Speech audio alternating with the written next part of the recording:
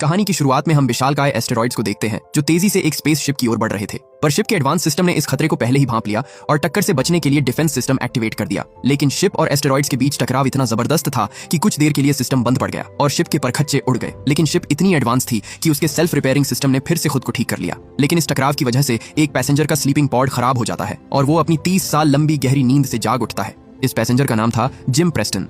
होश में आते ही शिप की आर्टिफिशियल इंटेलिजेंस ईव ने उसका स्वागत किया और उसे बताया कि उसने 120 सालों का लंबा सफर पूरा कर लिया है। ईव ने उसे यह भी बताया कि अब वो 2 महीनों में होमस्टेड प्लेनेट पर पहुंचने वाले हैं। सालों तक गहरी नींद में रहने की वजह से जिम के सिर में तेज दर्द हो रहा था और उसे चक्कर आ रहे थे। ईव ने उसे एक लिक्विड दिया जिसे पीते ही उसका शरीर फिर से नॉर्मल होने लगा। इसके बाद वह उस हॉल में आया जहां मिशन पूरा होने के बाद सभी टीम मेंबर्स को मीटिंग के लिए इकट्ठा होना था। आर्टिफिशियल इंटेलिजेंस ऐसे बात करता है जैसे सभी लोग वहां मौजूद हों। जिम ने पूछा, मैं यहाँ अकेला क्यों हूँ, बाकी सब कहाँ हैं? पर उसे कोई जवाब नहीं मिला। जल्द ही उसे एहसास हुआ कि यहाँ कुछ तो गड़बड़ है। उसने चारों ओर आवाज लगाई पर उसे कोई इंसान नहीं दिखाई दिया। इसके बाद वह कंट्रोल रूम की ओर बढ़ा, लेकिन वहां भी कोई नहीं था। जिम ने सिस्टम से किसी जिंदा इंसान से बात करने की गुजारिश की, जिस पर सिस्टम ने उसे मैनेजर के पास भेज दिया। लेकिन जब वह वहां पहुंचा तो वहां भी कोई नहीं था। पूरा एरिया खाली पड़ा था। उसने जब जहाज के सिस्टम से जानकारी निकालनी शुरू की तब उसे पता चला कि शिप अब तक 30 साल का सफर तय कर चुकी है और होमस्टेड तक पहुंचने में अभी 90 साल और लगेंगे। इसका मतलब था कि जिम तय समय से पूरे 90 साल पहले ही जाग गया था, जबकि बाकी सभी लोग अब भी गहरी नींद में थे। वो शिप में हुई इस खराबी के बारे में धरती के लोगों को बताना चाहता था,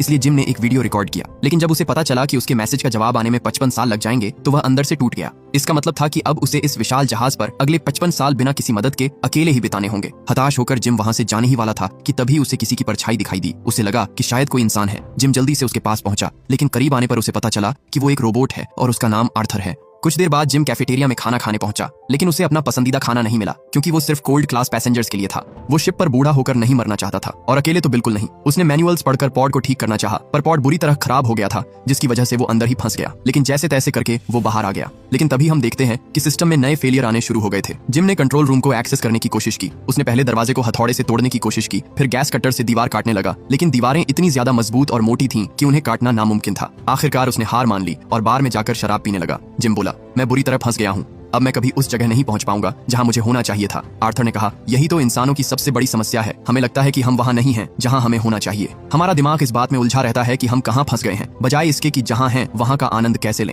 जिम ने फैसला किया कि जो कुछ उसके साथ हुआ उसे पीछे छोड़कर वो एक नई जिंदगी की शुरुआत करेगा। शिप के अंदर करने के लिए बहुत कुछ था, इसलिए उसने खुद को व्यस्त रखने के लिए खेल, डांस और तरह तरह की एक्टिविटीज शुरू कर दी। धीरे धीरे सब कुछ नॉर्मल होने लगा और जिम पहले से ज्यादा खुश रहने लगा।